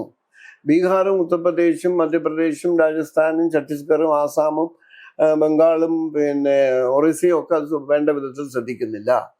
അപ്പോൾ നമുക്ക് എല്ലാവർക്കും ബാധകമായിട്ടുള്ള പ്രധാനപ്പെട്ട കാര്യം, ബേസിക് ആയിട്ടുള്ള കാര്യങ്ങൾ ചെയ്യണം. So then you bring A centrally sponsored scheme. Centrally sponsored scheme എന്ന് പറഞ്ഞാൽ അതിൽ സ്റ്റേറ്റിനും സെൻട്രലിനും പങ്ക് എന്താണെന്ന് എഴുതി വെച്ചിട്ടുണ്ട്. അപ്പൊ അതിന് വെറുതെ തോക്ക് അവരുടെ മുമ്പിൽ തിരിച്ചിട്ട് കാര്യമില്ല. അവർ കൊടുത്താൽ വളരെ നല്ലതാണ്. But you don't have that political relation with them. Even political relation ഉള്ള സംസ്ഥാനങ്ങൾക്കും അവർ ചിലപ്പോൾ കൊടുത്തൊന്നും വരില്ല. Because that is the way the government of India's financial powers are exercised. അതിനുള്ള fight it has to be a separate political fight. അതിന് ഈ ഓരോ ചെറിയ ചെറിയ കാര്യങ്ങൾ വരുമ്പോൾ ഇതിനെ പിടിച്ചിട്ടിട്ട് രണ്ടും കൂടിയിട്ട് കുഴയ്ക്കും. ഇപ്പൊ എന്ത് വന്നാലും ഇത് കേന്ദ്രത്തിന്റെ അവഗണന എന്ന് പറഞ്ഞ് പണ്ടുണ്ടായിരുന്ന ഒരു പാട്ടാണത്. 57 മുതൽ തുടങ്ങിയ ഒരു പാട്ടാണ്. പക്ഷെ അത് ഈ പാടി ആർക്കും അതൊരു ആ പാട്ടിനെ ആസ്വദിക്കാനായിട്ട് പറ്റുന്നില്ല. അങ്ങനെ ഒരു സ്റ്റേജിലെത്തി. ഈ കേന്ദ്രത്തിനോട് തൊഴിലാളി സ്റ്റാറ്റസ് കൊടുക്കണമെന്നും ഇൻസെന്റീവ്സ് കൂട്ടണമെന്നും പറയാനായിട്ട് ഈ പറയുന്ന ആളുകൾ സംസ്ഥാന സർക്കാർ പോലും ആശാ വർക്കർമാരോടാണല്ലോ പറയണേ. സത്യത്തിൽ അത് ആവശ്യപ്പെടേണ്ടത് സംസ്ഥാന സർക്കാരുകൾ തന്നെയല്ലേ കേന്ദ്രത്തോട്? അത് കുട്ടിക്കുറകിനെ കൊണ്ട് ചുടിചോറ് വാരിക്കാന്ന് പറയില്ലേ. ഇവിടെ സംസ്ഥാനവും ഒരു ഫെഡറൽ സംവിധാനത്തിൽ കമ്മ്യൂണിക്കേഷനും കൊടുക്കലും വാങ്ങലും നടക്കേണ്ടത് ഗവൺമെന്റുകൾ തമ്മിലാണ്. സബോർഡിനേറ്റ് സ്റ്റേറ്റും സൂപ്പർ ഓർഡിനേറ്റ് സ്റ്റേറ്റും തമ്മിലാണ്. National state and subnational state അവർ തമ്മിലാണ്. അതിന് വേണ്ടത് മറ്റുള്ള സംസ്ഥാനങ്ങളും കൂടി ആലോചിച്ച്, ഇപ്പൊ ഡീലിമിറ്റേഷന്റെ കേസിൽ കുറെ സ്റ്റേറ്റുകൾ ഒന്നിച്ചു വന്ന ഒരു ഡിമാൻഡ് വെച്ചില്ലേ, അതുമാതിരി പറയണം. ആരോഗ്യത്തിന്റെ കാര്യത്തിലും വിദ്യാഭ്യാസത്തിന്റെ കാര്യത്തിലുള്ള കേന്ദ്രാവിഷ്കൃത പദ്ധതികൾക്ക് മുഴുവനും ചെലവും സെന്ററിൽ നിന്ന് ഡെവല്യൂഷനായി ഞങ്ങൾക്ക് തരണം. എന്തുകൊണ്ട് എന്തു പറഞ്ഞോടാ? അതിനുള്ള ഒരു പൊളിറ്റിക്കൽ സ്പേസ് ആർഗ്യുമെന്റ് ഇവിടെ ഉണ്ടാക്കിക്കൂടെ? Then you will be recognized as a pioneer in redefining your center state financial relations. ഇത് ചുമ്മാ വെറുതെ. No, I feel so sad about the lack of thought. അതാണ് ഇടതുപക്ഷ രാഷ്ട്രീയത്തിന്റെ നമ്മളുണ്ടാവും എന്ന് കരുതിയിരുന്ന, നമ്മളൊക്കെ ഇടതുപക്ഷ രാഷ്ട്രീയത്തിന്റെ ഭാഗമാണെന്ന് സ്വയം കരുതിയിരുന്ന ഒരു സ്ഥാനത്ത് നിന്ന് ഭരണകൂടം അല്ലെങ്കിൽ ഭരണപക്ഷ പാർട്ടി ഇടതുപക്ഷ രാഷ്ട്രീയം നമ്മുടെ കൺമുന്നിൽ വെച്ചിട്ട് തന്നെ ഇല്ലാണ്ടാക്കി കളയുന്ന ഒരു കാഴ്ചയാ നമ്മൾ കാണുന്നത്. ഇടതുപക്ഷ രാഷ്ട്രീയം പറയാൻ ശ്രമിക്കുന്ന ആളുകൾ മുഴുവനും വിരുദ്ധരായിട്ട് മാറുന്ന ഒരു കാഴ്ചയും കൂടെ ഉണ്ട്. എന്തായിരിക്കണം ഒരു ഇടതുപക്ഷ ഭരണകൂട പാർട്ടിയുടെയും സർക്കാരിന്റെയും ഒക്കെ കാഴ്ചപ്പാടെന്നാണ് നിങ്ങൾ വിചാരിക്കുന്നത്? അതിനൊരു ഭാഗമായിരുന്ന ഒരാളെന്നുള്ള it's a very big question. പക്ഷേ പിന്നെ ഒരു ലോകത്തിൽ ഇതേവരെയുള്ള അനുഭവങ്ങൾ വെച്ച് നോക്കുമ്പോൾ ഇടതുപക്ഷ ചായ്വുള്ള പാർട്ടികൾ ഒന്നുകിൽ സോഷ്യൽ ഡെമോക്രാറ്റിക് പാർട്ടീസ് ഇല്ലെങ്കിൽ സോഷ്യലിസ്റ്റ് പാർട്ടീസ്, ഇത് രണ്ടുമാണ് വന്നിട്ടുള്ളത്. പക്ഷേ വൺ പാർട്ടി കമ്മ്യൂണിസ്റ്റ് പാർട്ടി സിസ്റ്റത്തിൽ അത് പൊളിഞ്ഞുപോയി. അപ്പോൾ അതൊരു ഐഡിയൽ മോഡലാണെന്ന് ആരും കരുതുന്നില്ല. പിന്നെ ചൈനയിൽ വന്ന ഒരു മെറ്റമോർഫോസിസ് ആണ്, ചിലപ്പോൾ അതായിരിക്കും ഇവരുടെ മനസ്സിലുള്ളത്. അതായത് പൊളിറ്റിക്കൽ കൺട്രോൾ ഒരു പാർട്ടി തന്നെ നിർത്തുക, പക്ഷേ മറ്റുള്ള സാമ്പത്തിക കാര്യങ്ങളിൽ എല്ലാ മുതലാളിത്ത തത്വങ്ങളും മുതലാളിത്ത സമീപനങ്ങളും ക്യാപിറ്റലിസ്റ്റ് രീതികളും സമ്മതിക്കുക. So you are actually breeding and developing capitalism but under the tutelage of the single party എന്നുള്ളതാണ്. ഒരുതരം ഒരു പ്രത്യേക ജീവിയാണ് അത്. ഐ ഡോണ്ട് തിങ്ക് ആ മോഡൽ നമുക്ക് പറ്റുമെന്ന് എനിക്ക് തോന്നുന്നില്ല. അപ്പൊ അതുകൊണ്ട് ഒരു ഇടതുപക്ഷ ഡെമോക്രാറ്റിക് ലെഫ്റ്റ് എന്നുള്ള ഒരു സ്പേസിലേ നമുക്ക് വർക്ക് ചെയ്യാൻ പറ്റുള്ളൂ. ഡെമോക്രാറ്റിക് ലെഫ്റ്റ് ഉണ്ടാകുന്ന സമയത്ത് you must assure the basic necessities of life to people who are in need of that എന്ന് പറയുമ്പോൾ അത് താഴെത്തട്ടിലുള്ള ഒരു 50% പേരുടെ അവർ ജീവിത നിലവാരം ഉയർത്തുക. അതിനൊരു സാമ്പത്തിക വളർച്ചയുടെ ലോജിക്ക് കൂടിയുണ്ട്. കാരണം the demand will be more spread, sustainable, ആരോഗ്യം വിദ്യാഭ്യാസം നന്നാവും, പ്രൊഡക്ടിവിറ്റി കൂടും. ഇപ്പോഴും നമ്മുടെ തൊഴിലാളികളാണ് കമ്പയർഡ് ടു അതർ സിമിലർ മറ്റുള്ള സംസ്ഥാനങ്ങളെ തൊഴിലാളി നോക്കുമ്പോൾ പ്രൊഡക്ടിവിറ്റിയിൽ ഇതാവുക, given other conditions the same. അപ്പോൾ അവരുടെ ആരോഗ്യവും വിദ്യാഭ്യാസവും അറിവും ഇതെല്ലാം ഉള്ളത്. അപ്പോൾ അതൊരു ബ്രോഡ് ബേസ്ഡ് ഗ്രോത്തിൻ്റെ ഒരു സ്ട്രാറ്റജിയാണ്. പിന്നെ സോഷ്യൽ വെൽഫെയർ എന്ന് പറയുന്നതും ജീവിതത്തിൻ്റെ ഒരു ഭാഗമാണല്ലോ. അതിനെ ഇപ്പോൾ ഇംഗ്ലീഷ് മാധ്യമങ്ങളും ഇപ്പോൾ ഈ നിയോ ലിബറൽ ഭരണകാലത്തെ ഇന്ത്യയിൽ അതിനെ ഫ്രീ ബീസ് എന്നാണ് പറയുന്നത്. ഏറ്റവും മ്ലേച്ഛമായിട്ടുള്ളൊരു വാക്കാണ് ഈ ഫ്രീ ബീ എന്ന് പറയുന്നത്. ഇത് എന്തോ അവരുടെ ദയ കൊണ്ട് ഇങ്ങനെ എറിഞ്ഞു കൊടുക്കുന്ന മാതിരിയല്ല, നോട്ട് അറ്റ് ഓൾ. ഇപ്പോൾ ഒരു പെൺകുട്ടിക്ക് ഒരു സൈക്കിള് കൊടുക്കാനൊരു പദ്ധതി തമിഴ്നാട്ടിൽ ഗവൺമെന്റ് കൊണ്ടുവന്നപ്പോൾ it liberates that girl from the dependence of her poor family for travel. അവൾക്ക് ബസ്സിന് കാശ് ചോദിക്കണ്ട, അല്ലെങ്കിൽ മറ്റുള്ള കാര്യത്തിന് വേണ്ടി അച്ഛൻ്റെയും അമ്മനെയും ബുദ്ധിമുട്ടിക്കേണ്ട ആവശ്യമില്ല, സ്വന്തം സൈക്കിൾ കിട്ടുന്നു എന്ന് പറഞ്ഞാൽ it is also a liberatory kind of thing. കഞ്ഞി വെക്കാനില്ലാത്തവർക്ക് അവർക്ക് 1600 രൂപയോ 2000 രൂപയോ മാസം പെൻഷൻ കിട്ടുന്നു എന്ന് പറഞ്ഞാൽ ആ വയസ്സായ അമ്മയോ അച്ഛനോ ഒരു ഡിഗ്നിറ്റിയാണ് കൊടുക്കുന്നത്. അല്ലെങ്കിൽ അവരുടെ completely 100% they are dependent on their children or the relatives. അപ്പൊ അവൾക്ക് അവിടെ ഒരു സ്ഥാനവും ഇല്ല. ഇപ്പൊ അതല്ല, at least we are contributing a minimum of amount. അപ്പൊ ഇതിനെയൊക്കെ ഫ്രീ ബി എന്ന് വിളിച്ചിട്ട് അത് ഇടതുപക്ഷ രാഷ്ട്രീയത്തിന് ചേർന്നതല്ല. അതൊക്കെ കുറെയൊക്കെ നമ്മൾ ചെയ്തിട്ടില്ല എന്ന് പറയാൻ പറ്റില്ല. വിദ്യാഭ്യാസത്തിന്റെ കാര്യത്തിലായാലും പെൺകുട്ടികളുടെ വിദ്യാഭ്യാസം പ്രോത്സാഹിപ്പിക്കുന്നതിന്റെ കാര്യത്തിലായാലും ഹ്യൂമൻ ഡെവലപ്മെന്റിന്റെ പൊതുവേ ആയിട്ടുള്ള ചാലം. പക്ഷെ നമുക്ക് ചെയ്യാൻ പറ്റാതെ പോയിട്ടുള്ള ഏറ്റവും വലിയ പരാജയം എന്ന് പറയുന്നത് വിദ്യാഭ്യാസത്തിനനുസരിച്ചുള്ള തൊഴിലവസരങ്ങൾ സൃഷ്ടിക്കാനായിട്ട് സാധിച്ചിട്ടില്ല. അത് ഇവിടുത്തെ നല്ലൊരു ശതമാനം ചെറുപ്പക്കാരായ ആണുങ്ങളെ ഇവിടുന്ന് പുറത്തു പോകാനായിട്ട് പ്രേരിപ്പിച്ചു, കുറെ കാലങ്ങളായിട്ട് പ്രേരിപ്പിച്ചു. എന്നാൽ ആ ഒരു സാധ്യത സ്ത്രീകൾക്കില്ലാത്തത് കൊണ്ട് അവരിവിടെ തന്നെ കഴിയുന്നു. ഇപ്പോൾ 40 വയസ്സിനും 20നും 40 വയസ്സിനുമുള്ള ചെറുപ്പക്കാരികളായിട്ടുള്ള സ്ത്രീകളുടെ എടുത്തു കഴിഞ്ഞാൽ 10 ലക്ഷം സ്ത്രീകൾ ചുരുങ്ങിയത് ഒരു ഗ്രാജുവേഷനെങ്കിലും ഉണ്ട്, അവർ വീട്ടിലിരിക്കുകയാണ് ചെയ്യുന്നത്. 10 ലക്ഷം. ആ സംഖ്യ പുരുഷന്മാരുടെ നോക്കുമ്പോൾ കഷ്ടിച്ച് 2 ലക്ഷം കൂടി ഇല്ല. അത്രയും. കാരണം അവരൊക്കെ പുറത്തു പോവാണ്, അവർക്ക് ഇവിടെ നിൽക്കേണ്ട ആവശ്യമില്ല. അപ്പൊ ആ അവസരം ഇല്ലാത്തതുകൊണ്ട് അതും ഈ 40 വയസ്സുള്ളവരുടെ കണക്കാണ് ഞാൻ പറയുന്നത്.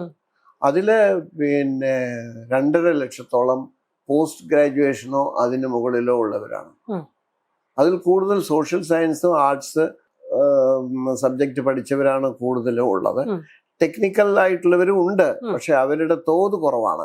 അതെന്ന് പറഞ്ഞാൽ സാങ്കേതിക വിദ്യാഭ്യാസം നേടിയവർക്ക് കുറച്ചുകൂടി ജോലിക്കുള്ള സാധ്യതകളുണ്ട്. എന്നാലും just imagine we are wasting the knowledge and ability of 1 million young women in this state year after year. അത് ഓരോ വർഷവും കുറേശ്ശെ മാറിക്കൊണ്ട് വരും. ചിലപ്പോൾ കൂടും, കാരണം കുറച്ച് പേര് അങ്ങോട്ടും ഇങ്ങോട്ടും പോകാനാവുന്നുണ്ട്. അതൊരു പ്രശ്നമായി എടുത്ത് you need A plan.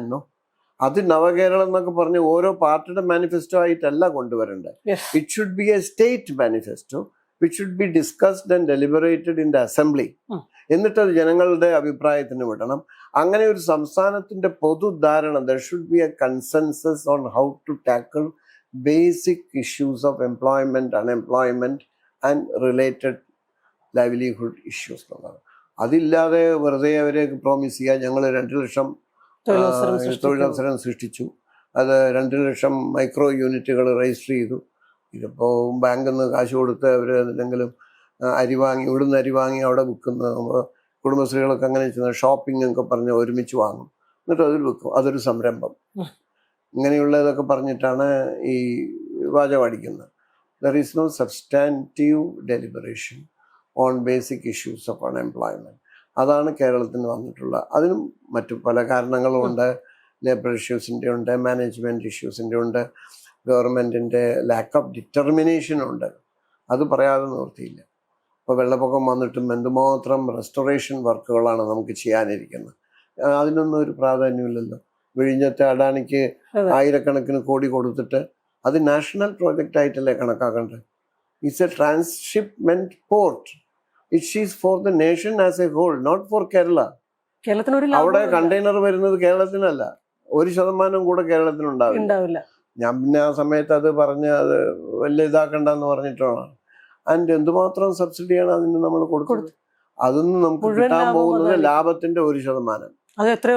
Basically central government, ഇന്നത്തെ സെൻട്രൽ ഗവൺമെന്റ് റൂളിംഗ് ഡിസ്പെൻസേഷൻ തുടർന്ന് പോരുന്ന ക്രോണിക് ക്യാപിറ്റലിസത്തിന് നമ്മുടേതായിട്ടുള്ള സംഭാവന ചെയ്തു കൊടുക്കുന്ന ഒരു പ്രക്രിയ ആയിട്ടാണ് സാധാരണ ജനങ്ങൾക്ക് തോന്നുന്നതെങ്കിൽ അവരെ കുറ്റം പറയാൻ പറ്റില്ല. So neoliberalism has become a all embracing right, left and centre എന്നുള്ള ഒരു ഇതാണ്.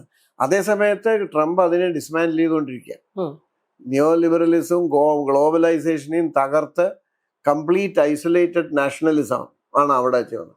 അത് അവിടെ വരുമ്പോൾ നമ്മൾ പ്രിപ്പയർഡ് ആവുകയില്ല. Because he has already erecting lot of walls. പഴയ ഒരു നാഷണലിസ്റ്റിക് ഇതിൽ ഒരു നല്ല അർത്ഥത്തിലല്ല, കുറെ കൂടി റിജിഡ് ആയിട്ടുള്ള ഒരു അർത്ഥത്തിൽ, ഒരു Nehruvian import substitution, strategic autonomy എന്ന് പറയില്ലേ.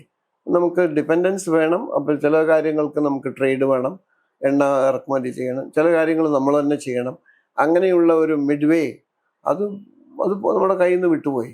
പക്ഷെ അത് തിരിച്ചു വരേണ്ട സമയമായി കഴിഞ്ഞു എന്നുള്ളത് അവിടുത്തെ സംഭവ വികാസങ്ങൾ നമ്മളെ.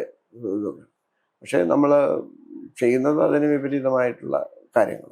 ഈ കഴിഞ്ഞ ഇലക്ഷന് തൊട്ട് മുമ്പേ നമുക്കറിയാം, വെള്ളപ്പൊക്കമൊക്കെ പ്രളയമൊക്കെ ഉണ്ടായി കഴിഞ്ഞ് വന്നിട്ടുള്ള ഒരു സമയത്ത്, കോവിഡിന്റെ ഒക്കെ ആ സമയത്ത് ഒരു വെൽഫെയർ പൊളിറ്റിക്സിനെ ഭയങ്കര ടാക്ടിക്കലായിട്ട് ഉപയോഗിച്ചുകൊണ്ട് തന്നെ ആണ് സെക്കൻഡ് ടൈമിലും LDF സർക്കാർ അധികാരത്തിൽ വന്നതെന്ന് വേണമെങ്കിൽ നമുക്ക് വ്യാഖ്യാനിക്കാവുന്നതാണ്. ആ അർത്ഥത്തില് ഈ വെൽഫെയർ പൊളിറ്റിക്സ്, അല്ലെങ്കിൽ കുറച്ചുകൂടി കടന്നു പറഞ്ഞ ഒരു ചാരിറ്റി പൊളിറ്റിക്സ്, ഇപ്പൊ തമിഴ്നാട്ടിലൊക്കെ ജയലളിത നേരത്തെ പറഞ്ഞതുപോലെ തന്നെ പ്രയോഗിച്ച് ഒരു പരിധിവരെയൊക്കെ വിജയിച്ചിട്ടുള്ള ആ പൊളിറ്റിക്സ് ഒരു ലോങ് ടേമില് ഒരു സൊസൈറ്റി എന്നുള്ള രീതിയിൽ എത്രത്തോളം ഗുണകരമാണ്? അതെന്തായിരിക്കും ജനങ്ങളിൽ അവശേഷിപ്പിക്കുക? അതൊരു ഷോർട്ട് ടേമേ അതിന് നിൽക്കാൻ പറ്റുള്ളൂ. അതിനൊരു ലോങ് ടേം ലൈഫ് ഇല്ലല്ലോ. കാരണം ഇപ്പോൾ നിങ്ങൾക്ക് ഇപ്പോൾ വിശപ്പുണ്ടെങ്കിൽ എന്തെങ്കിലും തന്നു കഴിഞ്ഞാൽ വിശപ്പ് മാറും. ഇപ്പോൾ നമ്മൾ ഈ പഴഞ്ചൊല്ല് പറയുകയാണെങ്കിൽ, if somebody is hungry, instead of giving a fish, please give him a hook to catch fish എന്ന് പറയുന്ന മാതിരിയാണ്. അതായത് വിശപ്പ് മാറ്റാൻ തൽക്കാലം വല്ലതും കൊടുക്കണം, പക്ഷേ സ്ഥായിയായിട്ട് വല്ലതും വേണമെങ്കിൽ ഒരു തൊഴിൽ സൃഷ്ടിച്ചു കൊടുക്കണം എന്നുള്ളതാണ്. So in the long run we need. പക്ഷെ കേരളത്തിൽ അതിനുള്ള സാഹചര്യം വന്നു കഴിഞ്ഞു. അപ്പം നമുക്ക് ഈ അറ്റദാരിദ്ര്യം എന്ന് പറയുന്നത് വളരെ കുറവാണ്. അത് മാനേജ് ചെയ്യാനുള്ള കഴിവ് നമുക്കുണ്ട്. അവരെ സബ്സിഡൈസ് ചെയ്യാനും അവർക്ക് വേണ്ട വെൽഫെയർ നടത്താനും. ഈ 62 ലക്ഷം ആൾക്കാർക്ക് പെൻഷൻ കൊടുക്കുന്ന കാര്യമല്ല ഞാൻ പറയുന്നത്, അത് ശുദ്ധ ബോഷ്ക്ക് കണക്കാണ്. കാരണം ഒരുപാട് വെൽഫെയർ ഫണ്ട് ഇവിടെ ഉണ്ടാക്കിയിട്ടുള്ളത് അവരുടെ തൊഴിലാളികളുടെ കോൺട്രിബ്യൂഷനും കൂടി എടുത്താണ്. അതൊന്നാണ് അവർ പെൻഷൻ കൊടുക്കുന്നത്. അതിന് സാധിക്കാത്ത കർഷക തൊഴിലാളി അതുമാതിരിയുള്ള മറ്റ് ചില സംഘങ്ങൾക്ക് മാത്രമാണ് ബഡ്ജറ്ററി സബ്വെൻഷനായിട്ട് കൊടുക്കുന്നത്. പിന്നെ ഈ വിധവകളായിട്ടുള്ളവർക്ക്, അംഗവൈകല്യങ്ങൾക്ക്, അങ്ങനെയുള്ളവർക്ക് 62 ലക്ഷം ഒന്നുമില്ല, അതൊന്നും ആരും വിശ്വസിക്കാനും പറ്റില്ല. അതൊക്കെ നമുക്ക് കൊടുക്കാനുള്ള കഴിവ് നമുക്കുണ്ട്. പിന്നെ ഇതൊക്കെ ഇങ്ങനെയുള്ള പ്രയോറിറ്റി ഉള്ളപ്പോൾ തന്നെ നമ്മൾ ചെയ്യുന്നത് എന്താ? ഏറ്റവും വില പിടിച്ച കാറുകൾ, ഏറ്റവും വില പിടിച്ച മെഡിക്കൽ റീഇംബേഴ്സ്മെൻറ്റ് ഇതായിട്ടുള്ളത്. പിന്നെ ഇവിടെ എന്തെങ്കിലും ഒരു ജലദോഷം വന്നാൽ വിദേശത്ത് പോയിട്ട് ചികിത്സിക്കൽ. അതേ സമയത്ത് നമ്മുടെ ആരോഗ്യ സംവിധാനം വേൾഡ് ക്ലാസ് ആണെന്ന് പറയൽ. ഇങ്ങനെയുള്ള 100 കോടി രൂപ മന്ത്രിമാർക്ക് കാറ് വാങ്ങാനായിട്ട് നീക്കിവെക്കുന്നത്, ഇതൊക്കെ ഒരുതരം ഈ vulgar exhibition of your power എന്ന് പറയാറ്. കാരണം ഇങ്ങനെയുള്ള അടിസ്ഥാന പ്രശ്നങ്ങൾ നിൽക്കുമ്പോഴാണ് നിങ്ങൾ ഇത് ചെയ്യുന്നത്. അവിടെയാണ് പ്രശ്നം. ഇതെല്ലാം ചെയ്തു കഴിഞ്ഞ് ഞങ്ങളുടെ കയ്യിൽ ഇനിയും സർപ്ലസ് പൈസയുണ്ട്, അപ്പോൾ കുറച്ച് സൂചിച്ചോട്ടെ എന്ന് പറയുകയാണെങ്കിൽ ആൾക്കാർ, സാധാരണക്കാർ അവരിതാവില്ല. പക്ഷെ ഇത് കാണുമ്പോൾ ഇതിലുള്ള ആ ഒരു lack of public morality is something which is staring at us. ആശാവർക്കർമാരുടെ സമരത്തിലാണല്ലോ നമ്മൾ തുടങ്ങിയത്. അതുതന്നെയാണ്, ഒരു ഇടതുപക്ഷ സർക്കാർ ഭരിക്കുന്ന സമയമായതുകൊണ്ടാണ് ഈ ഒരു പ്രയോറിറ്റിയിലേക്ക് പോകുന്നില്ല എന്നുള്ളത് കൂടുതൽ രൂക്ഷമായിട്ടുള്ള ഒരു പ്രശ്നമായിട്ട് നമുക്ക് തോന്നുന്നത്. ഒരു അനുഭവം എംപത്തറ്റിക് ആയിട്ട് അവരടുത്ത് സംസാരിക്കാൻ പോലും തയ്യാറാവാത്ത ഒരു ഇടതുപക്ഷ സർക്കാർ എന്നുള്ളത്. ഈ സമരത്തിന്റെ ഔട്ട്കം എന്തായിരിക്കും? അതെങ്ങനെയായിരിക്കും പരിഹരിക്കപ്പെടുകയാണെങ്കിൽ എങ്ങനെയായിരിക്കും അങ്ങനെ ഒരു പ്രതീക്ഷ എന്താണ്? എനിക്ക് ഇവിടുത്തെ രാഷ്ട്രീയ നീക്കുപോക്കുകളെ പറ്റി അത്ര വലിയ അറിവുള്ള ആളല്ല. പക്ഷേ രാഷ്ട്രീയം എന്ന് പറയുന്നത് ആരൊക്കെ പറഞ്ഞ പോലെ ഇരുമ്പലൊക്കെ അല്ലല്ലോ. രാഷ്ട്രീയ അഭിപ്രായം എന്ന് പറയുന്നത് എപ്പോൾ വേണമെങ്കിലും വളയ്ക്കാം. So there will be some compromise. There has to be some compromise. പക്ഷെ അത് എത്രത്തോളം ഈ സ്ത്രീകളുടെ ആവശ്യത്തിന് അനുസരിച്ചായിരിക്കും എന്നുള്ളത് കണ്ടു തന്നെ അറിയണം. They may do some symbolic concessions. പക്ഷെ അതിനേക്കാൾ ഉപരി ഇത് മറ്റുള്ള പാർട്ടികൾ, പ്രത്യേകിച്ച് പ്രതിപക്ഷ പാർട്ടികൾ, പിന്നെ ലെഫ്റ്റ് ഗവൺമെന്റിലുള്ള തന്നെ മറ്റു ചെറിയ പാർട്ടികൾ, അവരെല്ലാവരും കൂടെ ഒരുമിച്ച് ഇതൊരു പാർട്ടിസൺ പോളിറ്റിക്സ് ആയിട്ട് എടുക്കരുത്. ഇത് നമ്മുടെ നാട്ടിലെ അടിസ്ഥാന സേവനം തരുന്ന ഒരു സ്ത്രീ വിഭാഗത്തിന്റെ പ്രശ്നമായിട്ട്, ജെന്യൂനായിട്ടുള്ള ഇഷ്യൂ ആണെന്ന് റെക്കഗ്നൈസ് ചെയ്തുകൊണ്ട്, അപ്പൊ ആരെയും നോവിക്കാത്ത വിധത്തില്, അല്ലെങ്കിൽ ഇപ്പൊ ഒരു ഈഗോ പ്രശ്നം കൂടിയാണല്ലോ ഇപ്പൊ. അതുകൊണ്ടാണല്ലോ ചില ട്രേഡ് യൂണിയൻ നേതാക്കന്മാര് വളരെ മോശമായ ഭാഷയിലൊക്കെ പബ്ലിക്കായിട്ട് സംസാരിച്ചത്. അങ്ങനെയല്ല കാര്യം എന്നുള്ള പറഞ്ഞുകൊണ്ട് ഇതിൽ നമുക്ക് കക്ഷി രാഷ്ട്രീയം കാണേണ്ട ആവശ്യമില്ല എന്ന് പറഞ്ഞാൽ പടിപടിയായിട്ട് ഇത് നമുക്ക് നേരിടാവുന്നതേ ഉള്ളൂ. ഒറ്റയടിക്ക് കൊടുക്കാൻ സാധിച്ചില്ലെങ്കിലും അവരുടെ ഇപ്പൊ ഒരു ചെറിയൊരു ആവശ്യം തന്നെ അംഗീകരിച്ചു എന്ന് പറഞ്ഞു. അതായത് ഈ ഇൻസെന്റീവ് എല്ലാം ഓരോ മാനദണ്ഡങ്ങൾക്കനുസരിച്ചാണ്. അത് ഉണ്ടാവും. പക്ഷെ in general it can be easily solve. പക്ഷേ അതേ സമയത്ത് തന്നെയാണ് അനൗൺസ്മെന്റ് വരുന്നത്, ഇപ്പോൾ എല്ലാവിധ സൗകര്യങ്ങളും, ലീവും പെൻഷനും മറ്റെല്ലാ സൗകര്യങ്ങളും ഉള്ള ജീവനക്കാർക്ക് ശമ്പള കമ്മീഷൻ വരാൻ പോകുന്നു. അപ്പൊ അത് ഇതിനേക്കാൾ അരോചകമാണ്.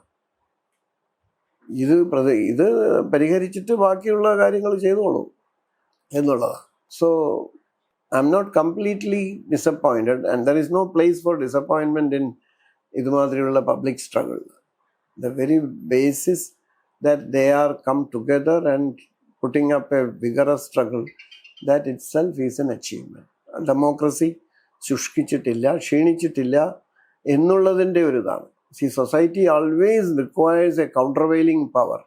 That countervailing power will come only from the public space. അതായത് നീതിയുക്തമല്ലാത്ത കാര്യങ്ങൾ നടക്കുമ്പോൾ അങ്ങനെയല്ല വേണ്ടത് എന്ന് പറയാം. അപ്പോൾ അത് എപ്പോഴും കക്ഷി രാഷ്ട്രീയത്തിന്റെ അടിസ്ഥാനത്തിൽ തന്നെ വേണമെന്നില്ല. അതിനുള്ള പബ്ലിക് സ്പേസ് നിലനിർത്താൻ ഇവരുടെ വലിയൊരു സംഭാവന, അവരുടെ ആ ഡിമാൻഡിന്റെ അവർ ആർട്ടിക്കുലേറ്റ് ചെയ്യുന്ന രീതിയും അവരുടെ സമരത്തിൻ്റെ രീതിയും എല്ലാം തന്നെ വളരെ ഒരു എന്താണ് സത്യസന്ധമായ രീതിയിലുള്ള അനാവശ്യമായ വാക്കുകളോ അനാവശ്യമായ പ്രവർത്തനങ്ങളോ ഒന്നുമില്ല. യാതൊന്നും നടത്താത്ത പുരുഷ കേസരിമാതിര സമരങ്ങളാണെങ്കിൽ എന്തായിരിക്കും അതെ. എന്തായിരിക്കും സ്ഥിതി? പോലീസിനെ കൂടെ അടിച്ച് തല പൊട്ടിച്ചവര് കാര്യങ്ങൾ നേടിയെടുക്കും. They are not doing that. So സമാധാനപരമായി. it's also conveying a certain culture of struggle, democratic struggle. അതെ. അതിന് മാത്രമേ ഒരു സ്ഥായിയായിട്ടുള്ള മറ്റത് സൊസൈറ്റി തന്നെ അതിനെ ത്യജിക്കുന്നുള്ളതാണ്. So that way I think it's a good development despite the temporary setbacks. ഈ കേന്ദ്ര സർക്കാരിൻ 2014 അധികാരത്തിൽ വന്നതിന് ശേഷം ഇന്ത്യയിലെ ഒരു കർഷക സമരം മാത്രമാണ് എടുത്തു പറയാവുന്ന ഒരു സമരമായിട്ട് വന്നിട്ടുള്ളൂ. അതിനെയും ഒരു വർഷത്തോളം അവര് അതിനുള്ള സാമ്പത്തിക ശേഷി ഉണ്ടായിരുന്നത് കൊണ്ടും കൂടിയിട്ടാ അങ്ങനെ ഒരു സമരം ഇരിക്കാൻ അവർക്ക് പറ്റിയത്. അവരെയും ഒരു തരത്തിൽ പറ്റിക്കുക തന്നെയായിരുന്നു. അതിന്റെ ഒരു ഉണ്ടാക്കിയിട്ടുള്ള സൊല്യൂഷൻസ് എന്നൊക്കെ പറഞ്ഞ് പറ്റിക്കൽ തന്നെയാണ് നടന്നിട്ടുള്ളത്. പക്ഷെ അതൊരു വലിയ സമരമായിട്ട് നമുക്ക് കണക്കാക്കാവുന്നതാ. കേരളത്തിലും ഇപ്പൊ ഒരു 8-9 വർഷമാകുമ്പോൾ വലിയ സമരങ്ങളൊന്നും നമ്മൾ കാണുന്നില്ല, അനുവദിക്കപ്പെടുന്നില്ല എന്ന് വേണമെങ്കിൽ പറയാം. അതിന്റെ ഇടയിൽ വന്നിട്ടുള്ള ഒരു ശക്തമായ സമരം തന്നെയാണ് ആശാവർക്കർമാരുടെ സമരം. ഈ സമരങ്ങളോടുള്ള ഇടതുപക്ഷ കാഴ്ചപ്പാട് മാറുന്നത് ഇപ്പൊ നമ്മൾ മോദി സർക്കാർ എന്തുകൊണ്ട് സമരങ്ങളെ അടിച്ചമർത്തുന്നു എന്ന് നമുക്ക് പെട്ടെന്ന് മനസ്സിലാവുന്നുണ്ട്. ഇതെന്തുകൊണ്ടാണ് കേരള ജനതയ്ക്ക് ആർത്ഥത്തിൽ അല്ലെങ്കിൽ ഈ ഇടതുപക്ഷ കക്ഷികൾക്കൊന്നും തിരിച്ചറിയാതെ പോകുന്നത്?